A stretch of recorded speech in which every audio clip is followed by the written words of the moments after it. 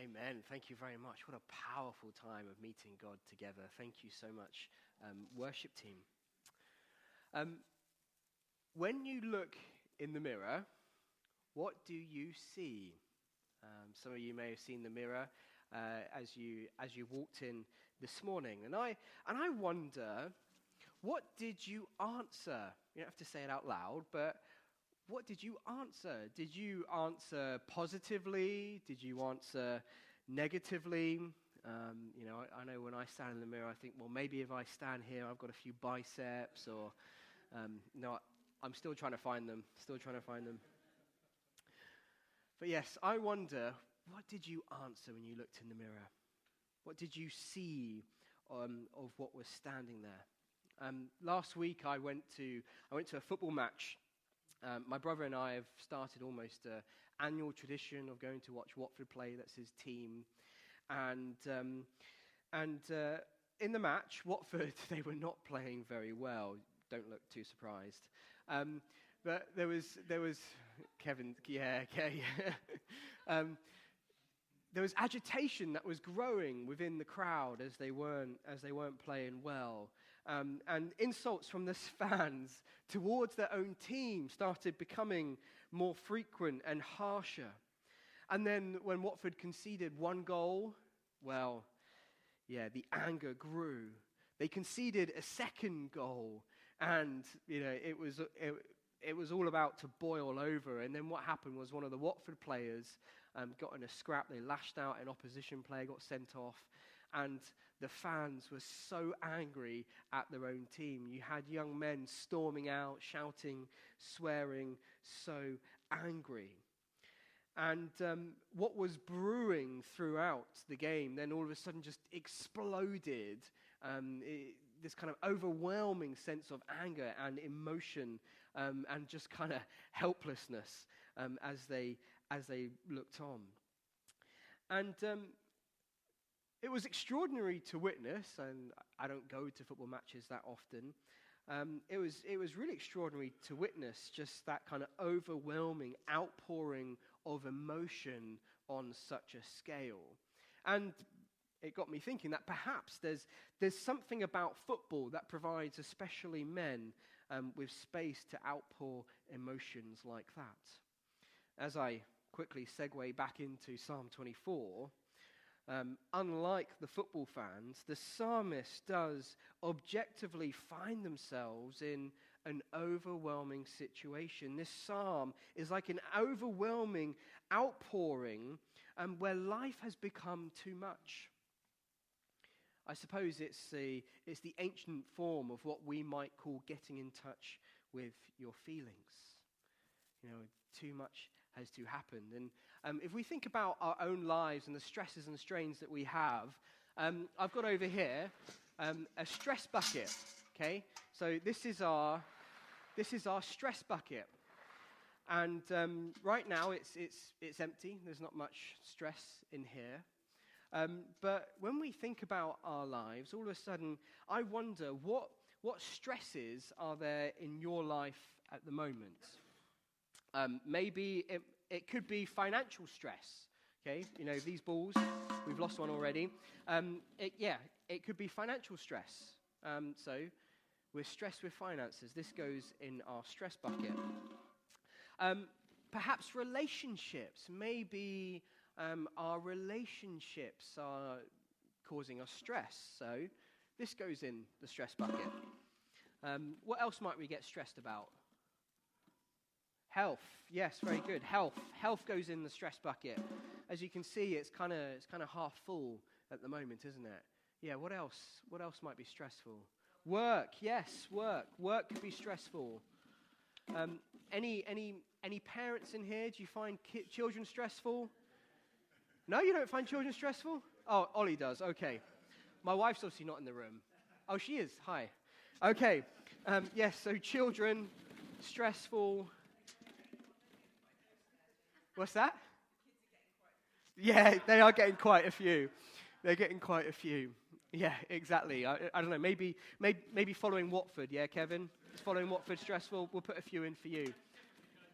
Definitely. Okay.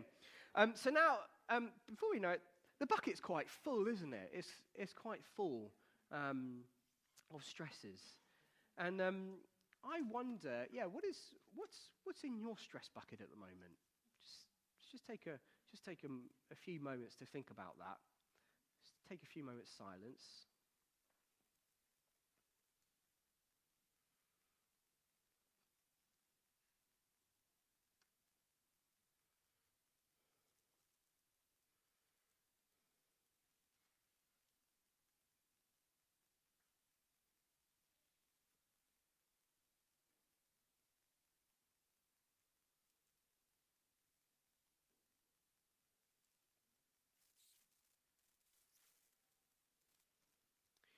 As you think about your stress bucket, I realize that what we're quite good at, or maybe I should speak for myself, what I'm quite good at, is keeping those stressful things, trying to squash them down, just trying to keep them in the stress bucket, hold on to them. Because, hey, look, if they're in the bucket, all right, then they're under control.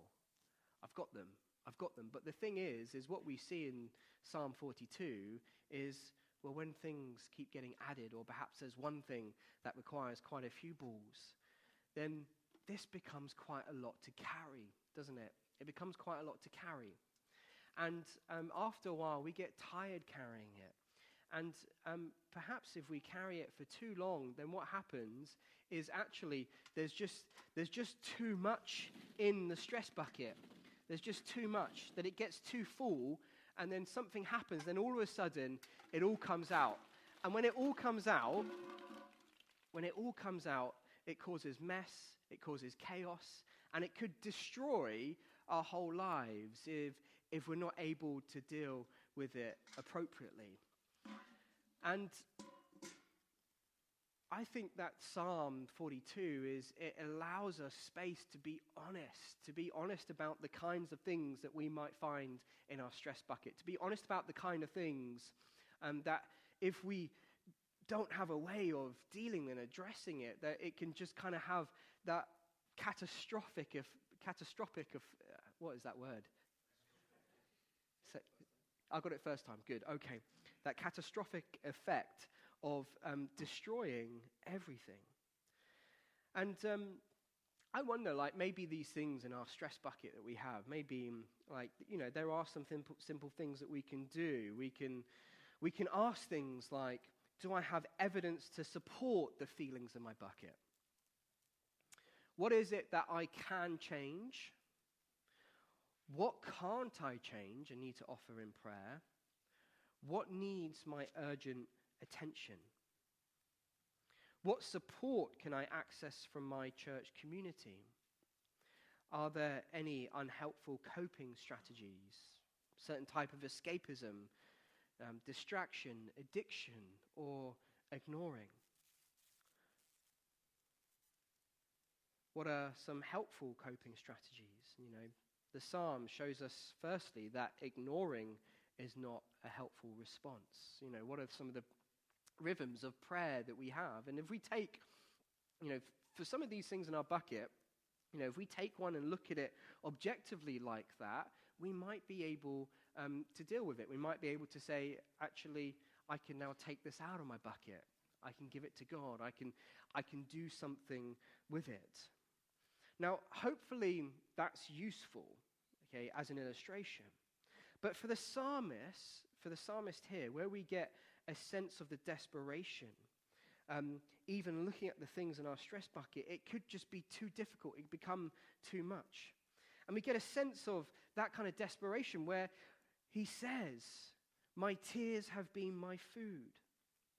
It's so hard for them that they've lost their appetite. Things have gotten so much that even they've lost their appetite. And you may know what that is like yourself. And so what the psalmist is probably experiencing here is some form of depression. Okay? Now, we all feel sad when bad things happen, okay? But depression is not sadness. Clinical depression is understood to last for at least 2 weeks, and it affects the person's behavior, and it has physical and psychological effects as well. And depression, it is a common, but it's a serious illness. The World Health Organization Diagnostic Manual states that a person who is clinically depressed will have at least two of the following symptoms for at least 2 weeks. That is an unusually sad mood that does not go away, loss of enjoyment in activities that used to be enjoyable, a lack of energy and tiredness. And warning signs of this, like when you look in the mirror just now, warning signs could be, saying things like, I'm a failure, I'm worthless, nothing good ever happens to me, I am alone, no one loves me, or my life is not worth living. Those are perhaps warning signs. And there are some specific risk factors to this as well. First of all, there's genetics, history of depression with close family members, or being more sensitive, emotional, or anxious person. Persistent, ongoing stress or anxiety, if you're carrying a bucket that's too full of stress. Adverse childhood experiences, poverty, poor education, and social disadvantage, long-term physical illness, premenstrual and menopausal changes in hormone levels, caring full-time for a person with a long-term disability, having a baby. These are increased risk factors. And so I share that not to depress us, but to say that most, if not all of us, are at risk of depression at some point in our lives.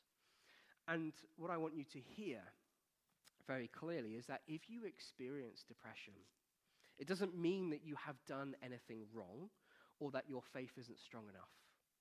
Okay? The reason why we exist as a church is because there is hope in the dark. And this is what our series is all about. It's an honest look at the real struggles that we encounter. And it is to point towards hope, to begin to point towards hope and a way forward. And with the increase of mental health awareness in our society, you may have heard sayings like, it's okay to not be okay. Have you heard that saying, it's okay to not be okay? And the honesty and rawness of the Psalms, it demonstrates this to be true. It does. And it's clearly okay to not be okay before God, and it's okay to be like that here. But the compassionate heart of God, doesn't just want to leave us in that place where we're not okay. He responds. And I think he responds something like, yes, but let's talk about that. Let's explore that together. And that's the kind of invitation that there is this morning. So I want to point out and start with the title of the psalm. It says, for the director of music, a maskil of the sons of Korah. So a maskil literally means enlightened instruction. This is a teaching psalm. Okay, we might think that it's just about pouring out emotions, but actually this psalm, it was written to be taught, and specifically to be taught in the temple, I suppose, amongst a group of people like we are today. And this is significant, as you'll see a little bit later on. So Elaine read Psalm 42 for us, but actually Psalm 43, we think, was part of all one psalm. So we've only really read half of it this morning. But also in the title, interestingly, we'll notice that it's not written by David, who was one of Israel's kings, as a lot of the psalms are, but it was written by the sons of Korah. This is a group of people, and they are known as the Levitical temple musicians, okay? They would compose psalms for corporate worships for the temple, and Psalm 42 is one of those that were composed. And just look at some of these phrases, this phrase, deep calls to deep in the roar of your waterfalls, all your waves and breakers have swept over me. I mean, what a roar, what a real kind of strong image that we've got there. And you can kind of imagine the power of that as that was sung together with a group of people being honest about where they were at with God. And I just wonder, as we look at that phrase, imagine wading out into the ocean. If you've ever waded out into the ocean, you've walked out from the beach into the sea, and you begin to feel the waves coming against you. First of all, your ankles. Then as you take a few more steps out, your knees, and so on. And as you continue further into the waves, they keep coming until all of a sudden they cannot be outjumped. One of my scariest experiences as a child was on the beach, and it was playing around in the sea and going out in the sea and effectively going out too far, where all of a sudden I could no longer keep my feet on the floor, and a big wave came and it knocked me over, and I went tumbling in the water, and you're disorientated, you're not sure if you're going to come up, and I remember just that sense of relief once I got all this salt water out my eyes and my nose and everything else, just that sense of relief that my feet were on the ground after having been through a traumatic thing. But I think that this kind of brings that kind of imagery, doesn't it? That imagery of someone who's going through such a difficult thing. And there's the question, isn't there? There's the elephant in the room, the question of why does this happen? Why does this happen? In Jewish thought, the sea was often a metaphor for the dark, mysterious, evil forces in the world. And the sea features at key points in Israel's history, in God's history. The Israelites, if you remember, you might remember they escaped from Egypt. They were enslaved there, and God brought them out of Egypt. And as he did, what did he do? He parted the seas.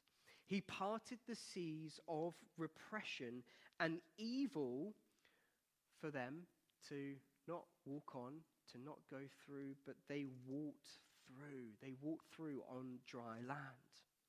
In the New Testament, Jesus, he walks on water. He is on top, and stormy water subsided at his words. The dark forces, evil, mysterious dark forces in our world, they subsided at Jesus' word. Now, I don't know why certain people go through certain trials, like we read here at the psalmist. But what I do know is that God would not be forming us into the kind of kingdom people that he currently is, as long as waves only reached our waist. We would not be built up in our character, we would not be built up in our faith if life was so easy that waves only reached up to our waist.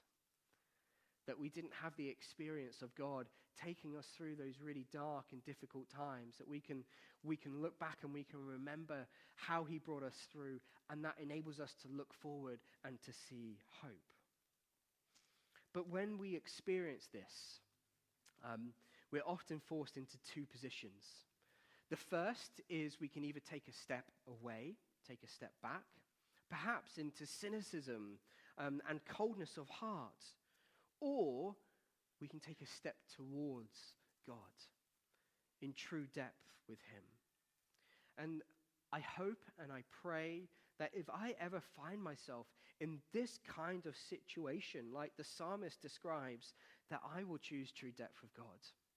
And I hope that we will together as a community.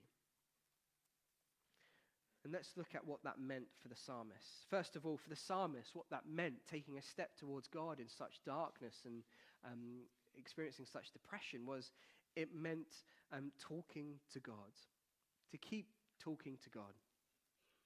As the deer pants for streams of water, so my soul pants for you. As the deer pants for streams of water, so my soul pants for you. And when talking about the soul, it's not referring to some spiritual part of you that's kind of floating out on the clouds somewhere, but rather the understanding of your soul in this context is your whole inner life. It's the whole person. Your emotions, your desires, your thoughts, and your deep longings. And the psalmist is talking to God, honestly, longingly. And the key for us is this. The danger is not feeling like God is far away. The danger is believing your feeling and acting as though it's true. Okay? If you believe it's true, you're going to stop talking to God. So keep talking to God. Keep telling him how hungry, how thirsty you are. Keep telling him how much this hurts, how much this is a struggle for you. Do not hold back. Do not hold back. And do you know what? You will find here that there are people who are in a similar situation. Keep pressing in, keep leaning in. Get yourself in a small group here, where together we can tell God how hungry and thirsty we are. And what we see is that above all is the psalmist in Psalm 42. What he's truly longing for is presence. He longs to be in God's presence. He longs to be near God. It reminds me of Psalm 84, which is also a song. It's kind of old now, but it talks about how better is one day in your courts than 1,000 elsewhere. One day is better with you, God, than 1,000 days elsewhere. He's longing for presence. And as we look at verse 6, he says, "My soul is downcast within me, therefore I will remember you from the land of the Jordan, the heights of Hermon from Mount Mizar." That's an interesting verse. It's an interesting reference. The Jordan heights of Hermon from Mount Mizar was geographically far from the temple. Okay, it was geographically far away. And this is a very Old Testament understanding of what it means to be close to God. Your closeness to God was reflected in your physical proximity to the temple, where the presence of God was more or less restricted to a physical place. If we look forward to the New Testament, Jesus, he says, "Destroy this temple and I'll raise it in 3 days." What was he talking about? He was talking about himself. He was talking about his body. Jesus' body was now the temple. Closeness to God is not being in a physical place, but it is him and the family of God. It is being together. And that's why we take communion, because we know that Christ brings us closeness to God. When we come together, we're not a social club, but we're a family that encounters the living Savior. And so when times are hard, don't withdraw from your church family. You're meant to lean in. You're meant to press in. We're meant to make it even more of a habit when it's so hard. So, keep talking to God. Lean in, press in. And we also see here remembering and forgetting. Verse 4, the psalmist chooses to remember. Okay, in the middle of depression and struggle, he says, "These things I remember."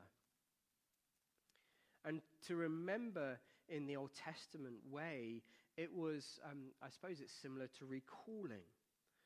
To remember is a call to action, not just remembering certain facts or feelings. And God's people are called to remember the commandments and keep them.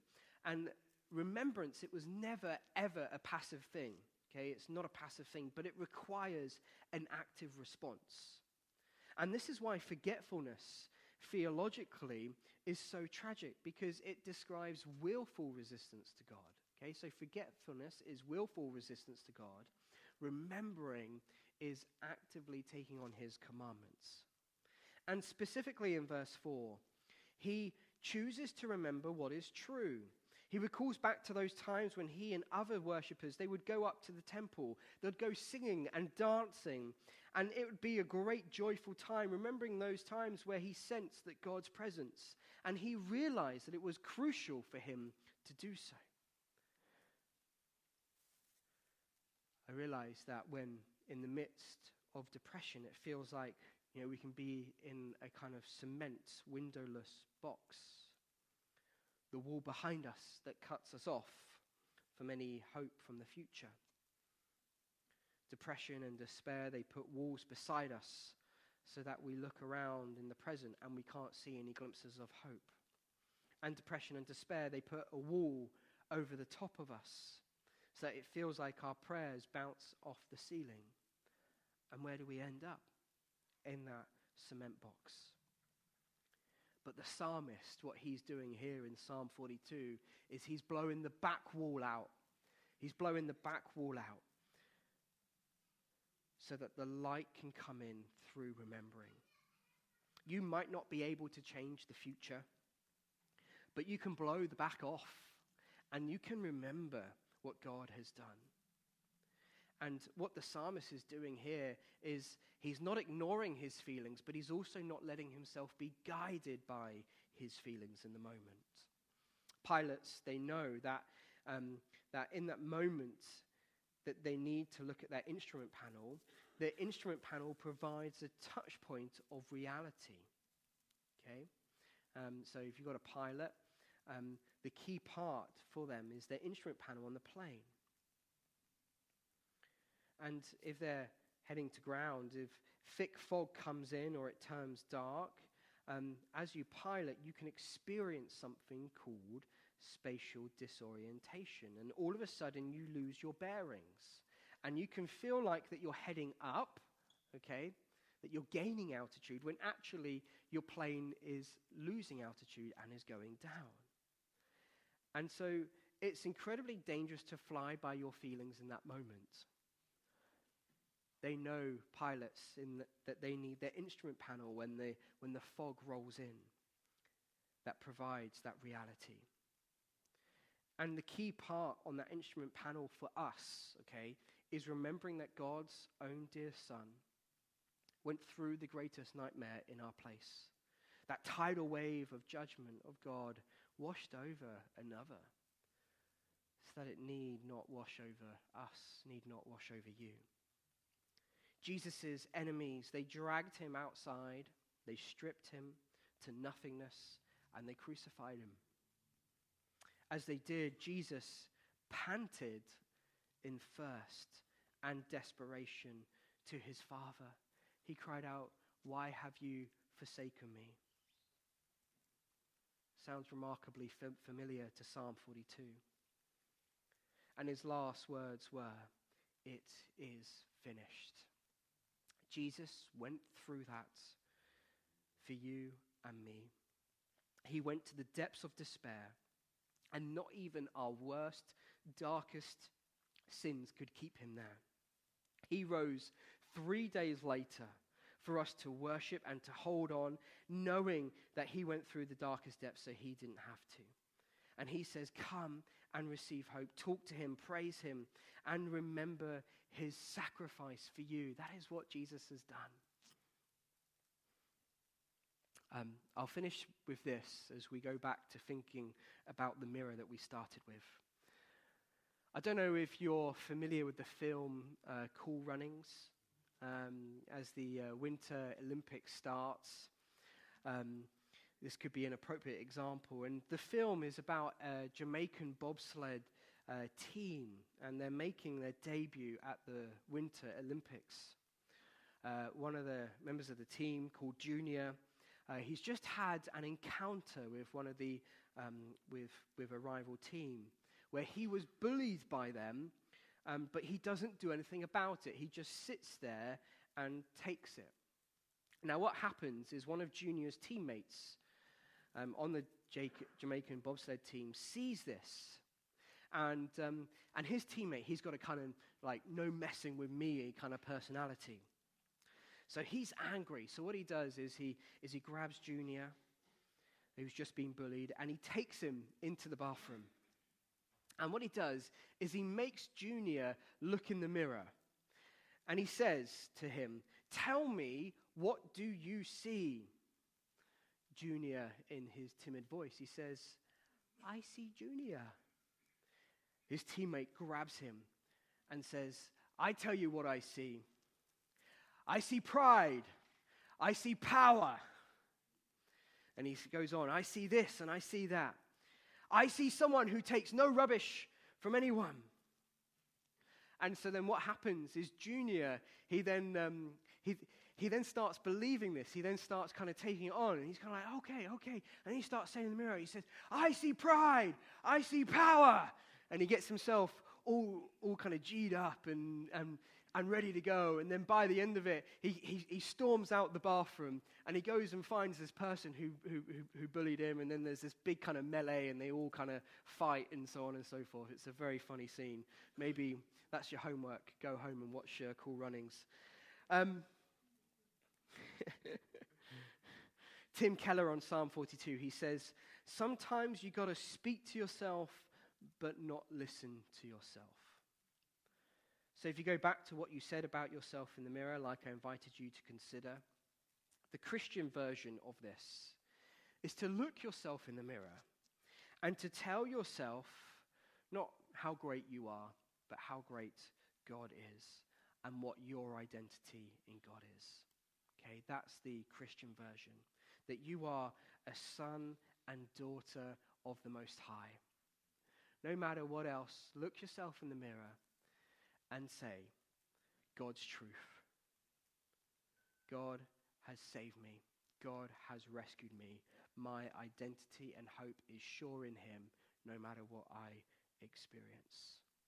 That is the good news of God.